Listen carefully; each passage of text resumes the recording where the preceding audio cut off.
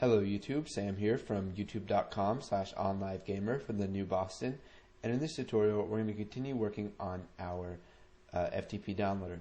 Now you may have been thinking to yourself that, well, what if they put in an invalid server? So let's say this is invalid. When I click Save Server Settings, you can see that if I click Home Directory, it's going to try and connect to that, and you may think it's going to freeze and crash. But you can see that our FTP client VB class library has this built into it, so that if it cannot connect to the FTP server, it's going to show them a message box saying that it could not be resolved, so it could not connect. Now this is something that makes our lives a whole lot easier when we're building this program, because it checks for us automatically and it already has error exception handling in it. So thanks to Howard Richards for that. So now let's go ahead and allow the user to upload a file. So we'll access the click event for upload, and what we need to do is create an open file dialog. So we'll go ahead and get rid of this, and what we need to do is come into our designer, come over to our toolbox and scroll down to dialogues. So we'll open up we'll add an open file dialog. And we'll just call this open file to upload. Just hit enter there. And looks like we put that in the wrong field. That needs to go in the name. So now what we need to do is we'll do declare path name as string, and then we'll do file name as string. And let's go ahead and type open file to upload dot title, and we'll set that equal to please select a file to upload. Okay, so now I'll type if open file to upload dot show dialog is equal to Windows, or let's see, forms, Windows.forms.dialogResult.OK. So if the dialog result is equal to OK, then what do we want to do? Well, we're going to set path name is going to be equal to open file to upload dot file name. So this is going to get the whole directory of the file. So now what we need to do is get the file name. Now this is where it gets a little bit tricky.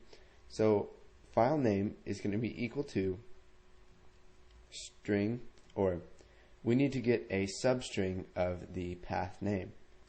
So we'll do path name dot substring, and we're going to have to give it a start index. So what we're going to do is type path file, or not path file, path name dot last index of. So it says reports the index position of the last occurrence of a specified character within this instance. So the last occurrence of, I believe it's going to be a backslash. So at the last index of this, we just want to add 1. So what this is going to do is it's going to set file name equal to a substring of path name, and this substring is going to start at the last occurrence of the backslash, and we add 1 to that just so it'll start on the first character.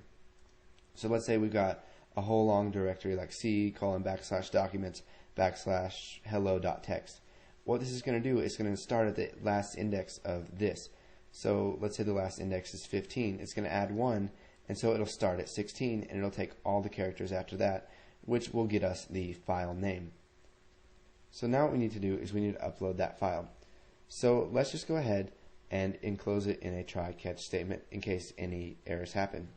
So we will call FTP downloader dot upload, and the local file name is going to be equal to path name, and the target file name is going to be equal to file name.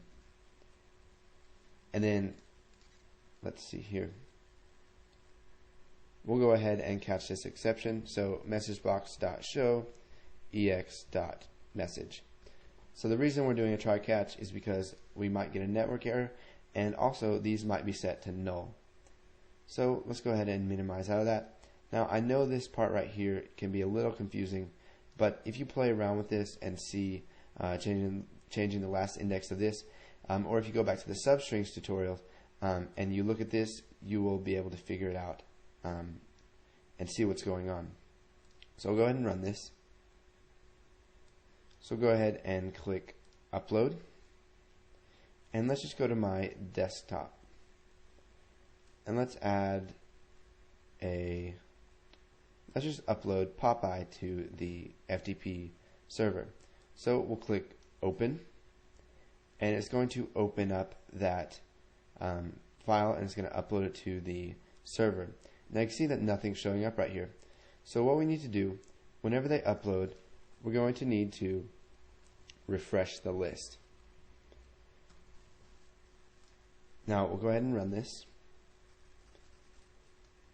Let's go ahead and go to the home directory, and you can see here that we have popeye.jpg. Now I'll show you this by uploading another one. And you can see here the title is please select a file to upload, which is what we selected. So we'll upload a villain. So we upload the villain, and you can see it will update the list box, and it adds villaincartoon.jpg to it. So go ahead, add this code in to upload a file, and once you've done that, if you understand it, move on to the next tutorial.